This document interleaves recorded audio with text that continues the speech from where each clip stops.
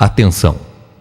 O programa que você irá assistir é de total responsabilidade de seus idealizadores. Demais TV, uma TV séria, feita pra você.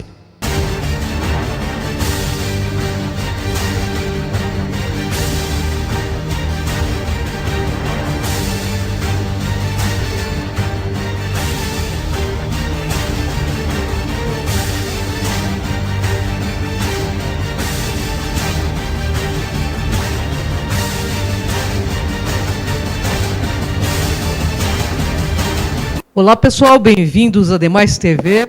Você está entrando num programa onde o normal é ser diferente. O normal é ser paranormal. Bom dia, Cris. Bom dia, Kátia Gaia. E hoje nós estamos aqui com uma sumidade, né? É um grande prazer recebê-la em nosso programa, porque ela sempre traz muita sorte. Eu estava dizendo isso para ela agora. E muito esclarecimento também, né?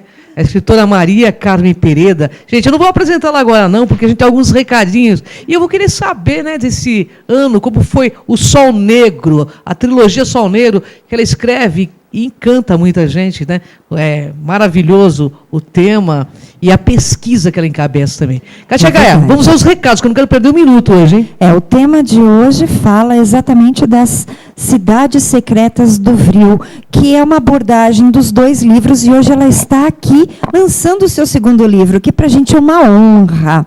Mas nós vamos apresentar já já. Então, nós vamos agradecer os nossos apoios, né, nossos patrocinadores, que é o Tony Gandra, o visualista, e também a Casa Shiva.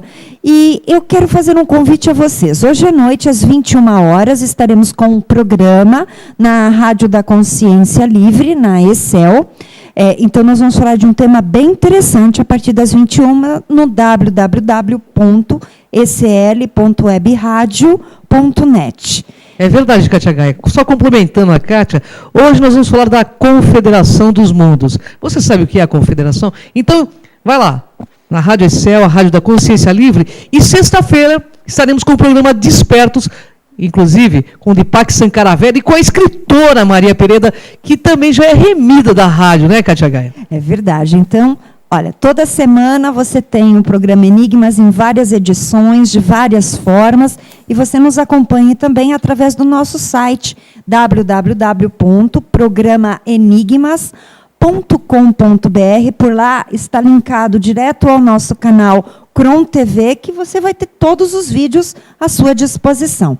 E eu quero fazer um convite, Cris. Claro. Então, no sábado, dia 16 de agosto, eu convido a todos vocês para uma festa, para um evento beneficente, que é o Espelho Cigano. Eu sou organizadora, junto com as minhas amigas Heloíse Fernandes e também Drica Rampazzo. Nós estaremos organizando esta festa cigana no Espaço Verde Chico Mendes, em São Caetano do Sul, a partir das 14 horas até as 20 horas, com bandas, dança, expositores, e nós te aguardamos lá, porque a entrada é 1 quilo de alimento não perecível, porque, como disse, beneficente para o Fundo Social. Então, contamos com a sua presença. Bom, nós estaremos aí, hein, Kátia Gaia? Nós estaremos. E agora eu gostaria de apresentar, né, Kátia Gaia, já dado todos os recados. Ela é escritora, é PhD, é uma sumidade, fala sério e muito sério, encabeça uma pesquisa sobre o assunto. Eu gostaria de apresentar Maria Carmen Pereda, Maria C. Pereda, escritora da trilogia O Sol Negro. Tudo bem, Maria? Bem, Cris. Como está? Prazer estar aqui com você. Honra enorme estar com a Maria aqui. Já a Maria já vem aqui, já é remida nossa também, né? Tudo bem, Maria? Tudo certinho. Obrigada pelo convite. Obrigada, Kátia. Gratidão. É um prazer. Muito bom estar aqui. É uma honra, né? Maria, eu vou começar a fazer a primeira pergunta. Pode. Como foi este ano?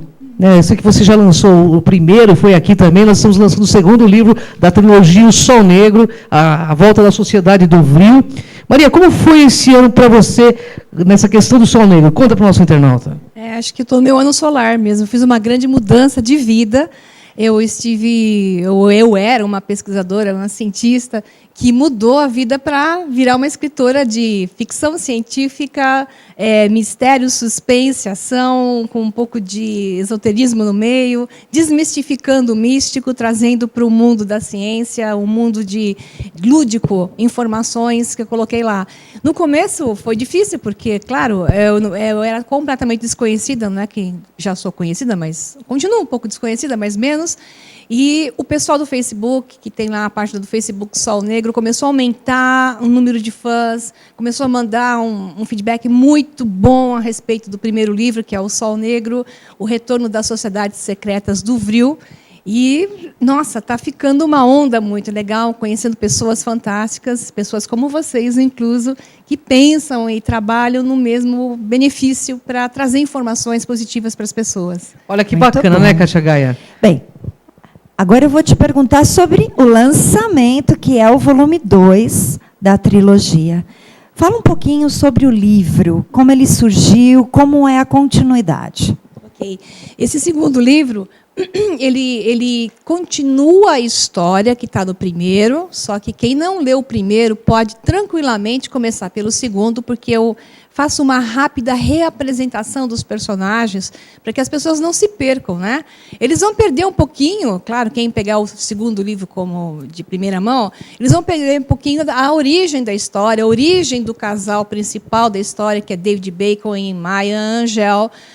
Vão perder um pouquinho daquele conhecimento, mas eu vou resgatando isso com notas de rodapé, conforme a história do segundo vai se desenvolvendo. Então, nesse segundo da série, digamos que a coisa fica mais séria ainda, a sociedade Vril, ela se bifurca em duas sociedades Vril, surgem novos personagens altamente misteriosos. Eu digo que tem um personagem novo lá, que ele rouba a cena até de Maya e David, da sociedade Thule, da Thule Brasil, que está em São Paulo, que eles têm uma ordem filosófica, esotérica, mística, com um foco de benefício à humanidade, de ajudar o próximo, né?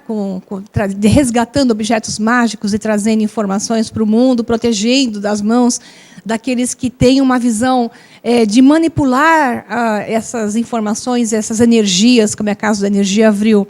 Então, nesse novo livro, surgem novos personagens, surgem novos objetos mágicos, que eu vou mostrar um pouquinho, algumas imagens, e vou explicar o que aparece no livro. Tudo o que a gente for mostrando hoje de imagem tem a ver com o que está inserido no livro. Então, tem muito mais história, muito mais ação, suspense. É impossível decidir, descobrir o que vai acontecer no final. Eu desafio os leitores, dessa vez, a conseguirem ter uma mínima ideia do desfecho dessa história, que novamente se abre para ela finaliza a história do livro, mas ela se abre para a história que vem agora no terceiro, que já está em andamento. Ai, Olha, que interessante, curiosa, né, Maria? Bom, o livro da Maria é uma delícia de ler, viu, gente? Você começa a ler, você não quer parar. Mas eu tenho uma pergunta específica para fazer sobre o livro. No primeiro capítulo, você fala de uma operação na Antártida. Sim. Isso é ficção ou realidade? Essa é uma boa pergunta. A história do Almirante Byrd, em 1947, é uma expedição que foi oficial, 19 embarcações americanas, 2.000 marinheiros, aviões, encoraçados, submarinos, foram para a Antártica fazer uma pesquisa na Antártica. Só que eles levaram simplesmente as embarcações, os equipamentos mais modernos. Todos eles foram feitos de 44 até 46. O interessante é que, para pesquisar pinguins e baleias, não precisava ter levado 2.000 soldados e os equipamentos mais modernos da época para uma operação na Antártica. E o mais interessante é que, supostamente, aquela operação, isso é oficial, isso é história, pessoal, tá? Essa operação, que era para ter durado 1 ano, voltou tudo quebrado, os barcos voltaram avariados, um submarino afundou, aviões caíram na Antártica, houveram mortes.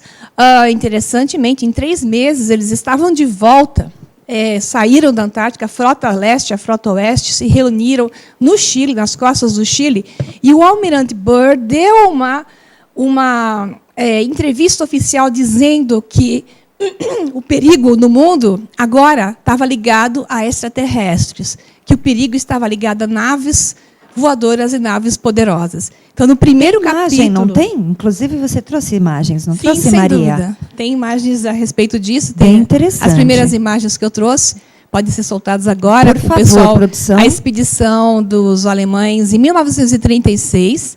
Então, o Almirante Byrd ele se encontra com uma frota de Haunebus, que são as naves espaciais. Esses são os nazistas, em 1938, a última expedição na Antártica, oficial, onde eles começaram a avaliar, inclusive nas terras da Rainha Maud, que é no nordeste da Antártica, onde existem muitos rochedos e rochas, onde você encontra cavernas com aberturas em torno de 100 metros de diâmetro. Pode pôr a próxima?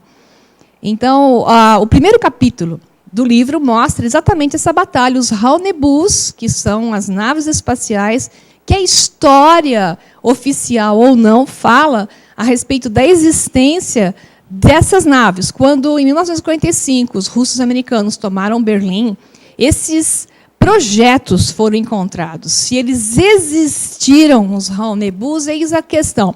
A existência de projetos onde essas naves eram encontradas e eram projetadas, isso é oficial. Então, eu misturei um pouquinho do oficial, a história dos Haunebus da Antártica, com a história do Almirante Byrd. Tem mais uma imagem? Tem mais uma foto, né? Isso, essa aí é uma parte dos projetos que foram encontrados. E foto. Então, existem várias fotos oficiais dos Haunebus, que são as naves espaciais que os nazistas chegaram a desenvolver. A questão é, será que eles voaram com isso ou não? Então, eu peguei essa ideia e joguei no primeiro capítulo, mostrando que a história do Almirante Byrd, que também é oficial, ter voltado da Antártica com a frota destruída, teria sido porque eles foram para a Antártica em 46 e 47 para tentar tirar os nazistas que fugiram da tomada de Berlim, da tomada da Europa pelas tropas aliadas e se esconderam nas cidades subterrâneas que eles tinham encontrado na Antártica, nas terras da Rainha Maud. Okay? Bem, nos seus 2 livros você aborda sobre a sociedade Thule, ou as sociedades do Vril. Você pode falar um pouco para a gente? Sim, com certeza. A Sociedade Thule, ela fazia parte de um grupo de esoteristas, místicos, nada ligado no começo com uma filosofia nazista de partido político. Em 1919, houve uma quebra da Thule, ela foi dividida, houve uma divisão de interesses, porque entraram os políticos na Sociedade Thule, e o grupo mais ligado ao esoterismo, ao misticismo, à história do mundo em si, que eles queriam resgatar como uma história que não era contada da forma como deveria, esse pessoal acabou saindo, se dividiu, entrou no que se chama de... Uma parte sumiu mesmo, fundaram outras sociedades secretas, e outra parte acabou fundando a Sociedade Vril, com o foco de ciência e esoterismo associados. E dessa Sociedade Thule também saiu o grupo do Partido Nacional Socialista, do Partido dos Trabalhadores Alemães. Então, a Thule em si, oficialmente, ela se desmancha em 1919. Então, você diz, Hitler participou da Thule, Hitler não participou. Provavelmente não, porque a Thule desaparece quando ela se torna infiltrada por políticos que queriam criar o que o nazismo em si criou. Então, a Thule, que eu coloco no livro, e a Thule que eu coloco como Thule Brasil, ela está preocupada com o fundamento místico, filosófico, a história do mundo muito antes do nazismo e não a ver com o nazismo. Por isso que eles são a turma do bem no livro, que combate os malvados do livro. Bom, eu tenho uma pergunta aqui. Quem é David Bacon e Maya, né? Angel? E eles são os escolhidos. E qual a história extraterrestre que o livro pretende passar, que a história pretende passar? O livro passa a história de que todos são...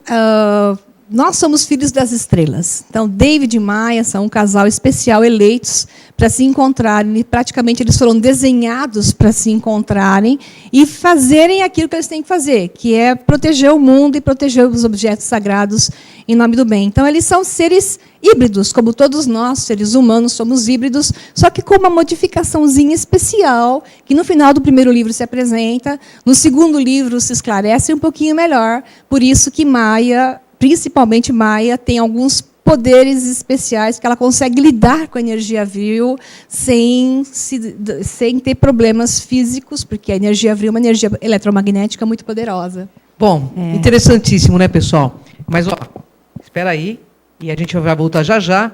Nós vamos para o intervalo e vamos voltar já já no próximo bloco. Muito bem.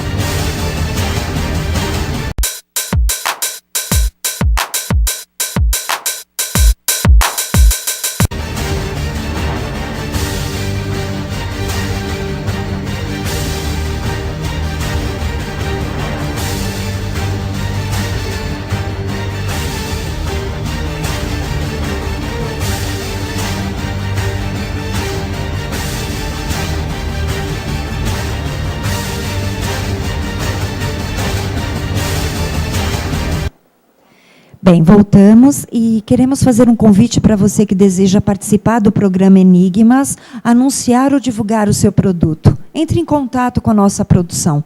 11 3482 6381 e será um prazer recebê-lo neste programa. E voltamos aqui com esse papo bem interessante sobre os livros, né? Olha aqui, o primeiro exemplar do Sol Negro. Este é o primeiro volume e hoje é o lançamento do segundo. Muito bom. Maria, me diga uma coisa, nos 2 livros, na verdade, nesse segundo livro, você vai falar de tecnologia, de naves espaciais. Mas os nazistas tinham essa tecnologia? Como que é isso? Tudo leva a pensar e concluir que eles tinham a tecnologia. Se eles realmente desenvolveram ela ou não, essa é a dúvida. Mas os projetos foram encontrados. Então, o que acontece? Você tem os cientistas de primeira linha, que trabalhavam junto com a sociedade vril, que eram médiums, que canalizavam informações do que supostamente eram seres da região da estrela alfa, da constelação do Touro, chamada Aldebaran, e eles têm uma conexão com os sumérios, então são os antigos sumérios, mais exatamente os acadianos, que estiveram na Terra até 3000 a.C. Então, essa é a conexão que eles tinham. Só que a Maria Orsi, que era uma médium, ela canalizava junto com outras essas informações científicas em acadiano e outras línguas, e passava isso aos melhores cientistas alemães da época. Então, dentro desse grupo fantástico, estava o Dr. Otto Schumann, Victor Schauberger e Karl Chapeller. Esses 3 são os principais que desenvolveram a energia de ponto zero, energia livre, que tem uma imagem aí muito interessante do Victor Schauberger com o gerador que poderia ter sido, lá está o Schauberger, esse gerador que no início usava mercúrio, ou como se chama Red Mercury, mercúrio vermelho, que é um processo de oxidação.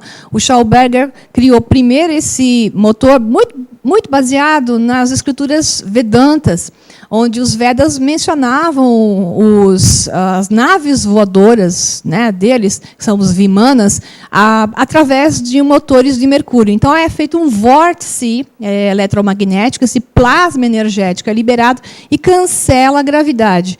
Isso é uma teoria extremamente possível, que depois dos anos 60, tem outra imagem aí de um cientista que também trabalhou nisso, aí está, é o John Searle, que nos anos 60 resgatou um projeto muito similar ao dos alemães, eu digo até que mais evoluído, que as naves Vril alemãs já não usavam mais o mercúrio, o Red Mercury, já utilizavam simplesmente água.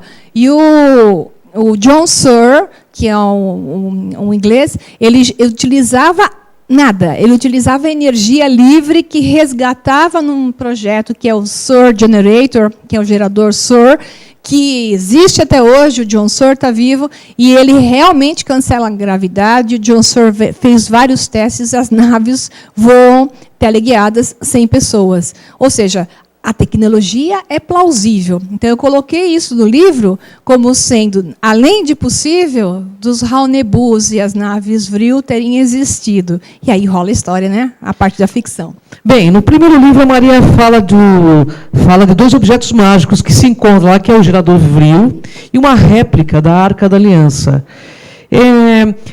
Como que foi resgatada essa tecnologia do passado? Existe isso mesmo? É real? Conta para o nosso internauta. O gerador Vril, que ele é o Dorje, né? Que ele existe na Índia antiga. Então, os Vedantas têm vários geradores Vril com formatos diferentes, e ele resgata até a ideia do martelo de Thor, ele resgata a ideia do tridente dos gregos, né? Ele é um condutor de energia livre. E ele nas coroas do gerador Vril é onde a energia eletromagnética ela é guardada e pode ser liberada através da circulação de energia da própria pessoa. Então, essa informação de existirem esses geradores está na história do mundo como um todo, em todos os lugares do planeta. E a Arca da Aliança, eu não coloco no primeiro livro, quem leu, a Arca da Aliança, mas resgato a ideia de que os templários levaram para a ilha de Oak Island uma arca, que a história diz que eles estiveram por lá e que eles cavaram aquele poço, né? Que é o poço dentro da ilha de Oak Island, que ninguém até hoje conseguiu tirar o que tem lá dentro, é um enigma fantástico, e que a Maya e o David conseguem resgatar um aparelho de alto nível tecnológico, que eu chamo de Tesseract, que a Arca, então, ela era um condutor de energia que está ligado na mesma tecnologia do gerador Vril e na mesma tecnologia das barras de Thoth, que são os que fazem parte do novo livro, do livro 2, da Cidade Secreta do Vril. Nós temos imagens aí, né, para mostrar, né? Pois é. Mas já vamos tirar um close aqui do livro, do lançamento, né? É o segundo volume da trilogia Sol Negro, sobre Maria a Cidade Pereira. Secreta do Vril. O retorno, né, da Sociedade Secreta do Vril, não é isso? O retorno da Sociedade Secreta do Vril é o primeiro. E esse agora é a Cidade Secreta A Cidade Secreta. Então, corrigindo, hein, pessoal. Vale a pena ler, porque é uma história deliciosa. Mas nós voltamos, então, para o segundo volume. Você falou dos bastões de Thoth. Existiram mesmo no Egito? Ah, sim, isso fazem parte de imagens. As imagens estão aí, se puderem Por favor, colocar, as por imagens. favor. No Antigo Egito, tanto Thoth, essa é a arca, vale a pena colocar Olha também. A arca, legal. E aí o que você tem são os cubos, a Tesseract. Vale a pena mostrar que a Tesseract é usado até pela, acho que é a Marvel, né? Utiliza o conceito da Tesseract, porque é o hipercubo. Na física quântica se considera o hipercubo como um gerador de energia. Ele tem como se fosse um cristal com um potencial enorme de liberação de energia condensado aqui na terceira dimensão, mas ele pertence à quarta. Por isso que no livro, a arca, que não é exatamente a Arca da Aliança, ela vem de uma dimensão acima para a realidade densa onde nós estamos e assume a conformação de um cubo, que é uma Tesseract, que conduz energia. Então, no livro 2, a arca reaparece com mais importância na história e tudo mais. E a imagem dos bastões, né? Exato, bastão de Thoth, vale a pena colocar. Então, você tem, no quadro de baixo, você tem o famoso Thoth, ou até Hermes Trismegistus, para alguns, com os bastões grandes, que são uma espécie de cajados, veja que sempre em dupla. E os bastões de Horus, que estão na mão dos dois seres que estão ali, com bastões na mão, são bastões de Horus, que são os pequenos. Eu fiz uma mistura do conceito do bastão de Thoth e com o de Horus, porque a ideia era a mesma. Era a condução de energia eletromagnética, novamente, energia livre, que no antigo império do Egito se conhecia, as pirâmides são geradores eletromagnéticos, né? Existe uma incrível história aí, mística, esotérica e científica, que acontece com o Maia em Chartres. Você poderia falar um pouco sobre essa história que acontece? Sim, é a imagem que estava aí, a Catedral de Chartres. Os bastões de Thoth, na história do livro, são usados também para a expansão da consciência. Então, como Maia é um ser especial, modificado geneticamente, para poder lidar com isso, tal qual os antigos egípcios podiam fazer também esse uso, se treinados, sacerdotes e faraós, os bastões de Thoth levam a consciência de Maia até a Catedral de Chartres, porque ali tinham enigmas que ela precisava compreender, e ela percorre como simplesmente em um estado expandido de consciência, em fração de segundos. Para ela, aqui na realidade densa, ela percorre o labirinto, né, que é o que está mostrando aí, o labirinto que está embaixo, à direita inferior, é o labirinto de Chartres. No centro do labirinto, dá para ver aquela rosácea.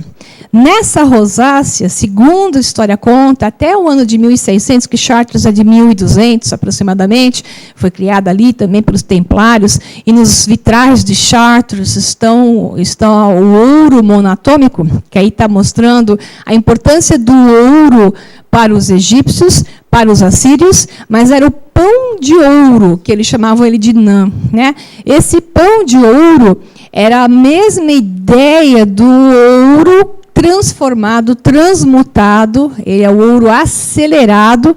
Esse ouro, que é um pareamento de elétrons, ele é um pó branco, não é mais aquele ouro amarelo que se conhece. Os egípcios tinham isso em toneladas, tanto assim que em templos egípcios foram encontrados toneladas de um pó branco, que depois alguns cientistas identificaram como sendo o ouro monatômico, com trabalhos para isso. Esse ouro é um ouro que cancela a gravidade e gera energia livre. Eu joguei isso na história, os templários sabiam disso. Os templários, quando se referiam a ouro, estavam também se referindo ao ouro do faraó.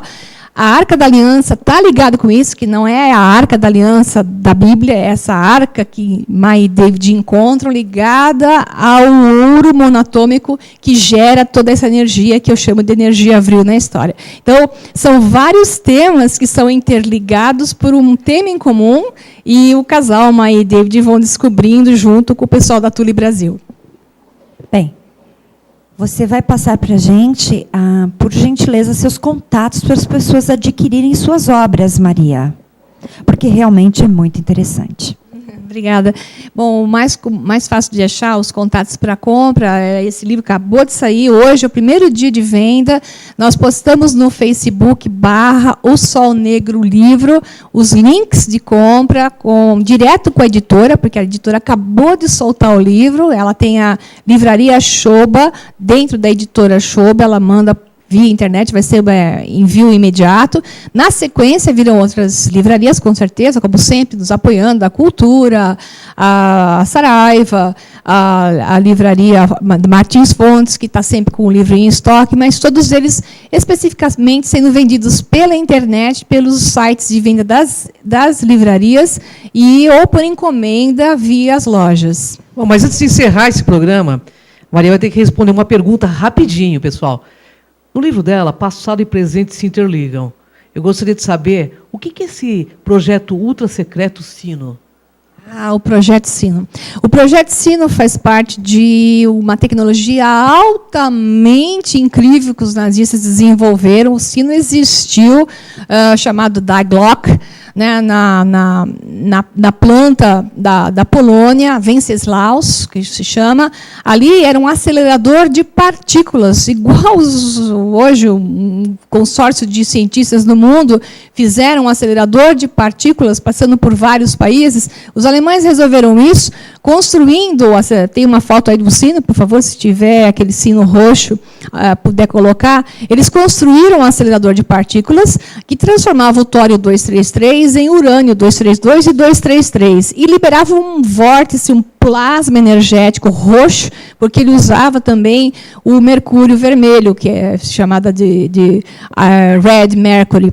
Esse projeto, além de, digamos, purificar o mercúrio, purificar o urânio através do tório, eles descobriram que também cancelava a gravidade. Então, o sino ele era amarrado em correntes, em uma espécie de rende, né, que é um círculo de pedras, com colunas que podiam segurá-lo, porque ele cancelava a gravidade e ele começava a voar. Ali se faz um paralelo novamente com a teoria da aceleração de partículas, pareamento de elétrons, que gera o cancelamento da gravidade. 2 vezes os alemães chegaram no mesmo resultado. E isso está até conectado com o projeto Filadélfia, que em 1942 os americanos correram para tentar copiar o resultado do projeto Sino em cima de um cancelamento de sonares, né, de radar, tentando usar esse projeto para tornar os navios invisíveis. Bom, Maria Pereda, né? Um poço de cultura, porque aqui no Enigmas, assim, espiritualidade é cultura, né, gente? E cultura espiritualiza, e Maria está aqui. Justamente você pode acessar essas obras maravilhosas. Vou tirar um close aqui do Sol Negro para deixar hoje. Hoje aqui o Enigma está em festa. O lançamento da segunda obra da trilogia Sol Negro. E faltou até contar qual que é a cidade secreta do Vril, né? É verdade. Qual é a secreta? Qual é? Eu vou dizer que ela está no Brasil, na história. Eu usei esse tema da cidade secreta do Vril, porque tem uma cidade no sul do Brasil que tem gêmeos idênticos, que chega a ser 10 a 100 vezes maior o número de gêmeos idênticos de todo o mundo. É um caso que cientistas do mundo inteiro vêm pesquisar, muitas publicações científicas em si, mas são todos descendentes de alemães. Né? Muito interessante. Mas então, olha só, fica aqui um convite para você falar sobre esta pesquisa, porque eu sei que você foi muito a fundo. Sim, a gente eu tenho outro convite para você. Teoria a respeito. Volte. Ok, perfeito. Bom, em breve ela vai estar conosco. Maria, infelizmente estamos nos nossos momentos finais. Gratidão pela presença. Obrigada, eu agradeço. Honra enorme, né? Estar com essa PhD, que é um posto de cultura, né, gente? Gratidão Obrigada. imensa, Obrigada, viu, Maria? E até à noite, às 21 horas, na Rádio Excel, a Rádio da Consciência Livre. Até o próximo Enigmas, pessoal.